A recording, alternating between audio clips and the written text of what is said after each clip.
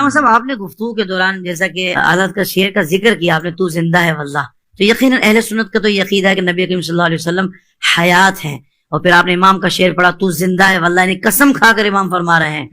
تو حضرت یہ ارشاد فرمایا کہ اگر تو نبی زندہ ہیں اور یقیناً ہیں تو زندہ کو تو کوئی دفن نہیں کرتا. لوگ یہ کہتے ہیں کہ بھئی صحابہ نے پھر تدفین کیوں کی نبی کریم صلی اللہ علیہ وسلم کی؟ یہ ایسی ایسی باتیں ان کے ذہنوں میں آ رہی ہوتی ہیں حضرت. پہلے تو ان کے آنے پر مجھے حیرت ہو رہی ہے کہ ایسی باتیں ذہنوں میں آ رہی ہیں وہ بھی اپنے نبی کے لیے. اب آ ہی گئی ہے تو میں چاہوں گا کہ جواب بھی دے کر ان کی تسلی کر دیں. میں نے ماشاءاللہ اس لیے کہا کہ حافظ طاہر بھی ماشاءاللہ اتنا ذہین و فتین بندہ ہے کہ یہ بال کی کھال اتارتا ہے. اللہ کریم آپ کو جزائے خیر دے. یہ بہت اچھا سوال کیا آپ نے اور دور حاضر کی یہ ضرورت بھی ہے. جی مطلب یہ کہ نبی پاک اگر زندہ ہیں تو پھر صحابہ نے دفن کیوں کیا؟ میں نے کہا ساری چھوڑ دیں آپ. شہید زندہ ہوتا ہے؟ کہا بالکل. تو میں نے کہا جتنے کائنات میں شہید ہوئے دفن کیا کہ نہیں کیا؟ اس کا جواب دو مجھے. قرآن مجید دو جواب. قرآن مجید ہے نا، قرآن سے جواب دے دیا. میں نے قرآن سے جواب. اب کوئی میدان میں نکل کے بات کریں. خدا کا خوف کرو یار، کیا کر رہے ہو تم لوگ؟ یعنی اتنا بغض کہ نبی پاک کے بارے میں یہ سارے سوالات کیے جا رہے، حالانکہ شہید کا رتبہ کم ہے اور نبی کا زیادہ ہے.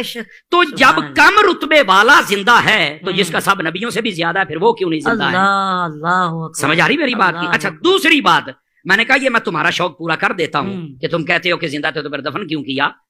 میں نے کہا جو مردہ ہوتا ہے نا اس کو آگ لگائی جاتی، کسی بھول میں نہ رہنا. ہم جو دفن کرتے ہیں نا وہ زندہ سمجھ کے کرتے ہیں. کہتے ہیں مولانا وہ کیسے؟ سن لیجئے.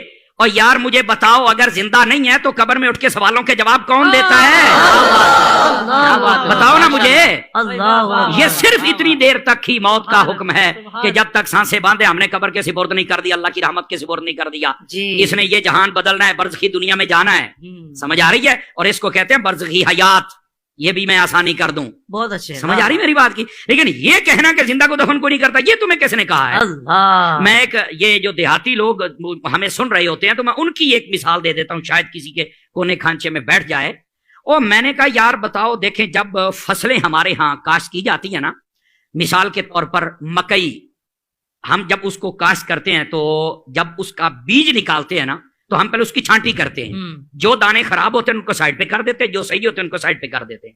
خراب دانوں کو ہماری بولی میں کہتے ہیں مرے مرے نے. تو کہتے ہیں مریا نو سٹ دے ہو، انہاں نو پورن دا کی فائدہ ہے؟ آ جڑے چنگے نے انہاں نو پورو کچھ نکلے گا تے صحیح نا.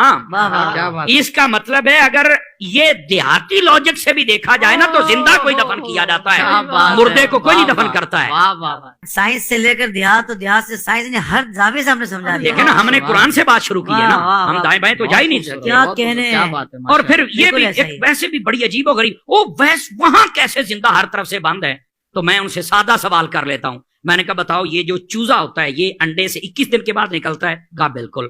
تو میں نے کہا بتاؤ یہ 21 دنوں تک کون سا سوراخ ہوتا ہے جہاں سے کوئی ہوا شوا جاتی ہے، کاربن ڈائی آکسائڈ جاتی ہے، کہاں سے آکسیجن جاتی ہے؟ تو کہتا نہیں یار تو مردہ نکلتا ہے. کہانی زندہ نکلتا ہے. کیسے زندہ رہا؟ کہتا یہ تو نہیں پتا. تو میں نے کہا پتا ہوتا تو سنی نہ ہوتا، پتا ہوتا تو سنی نہ ہوتا.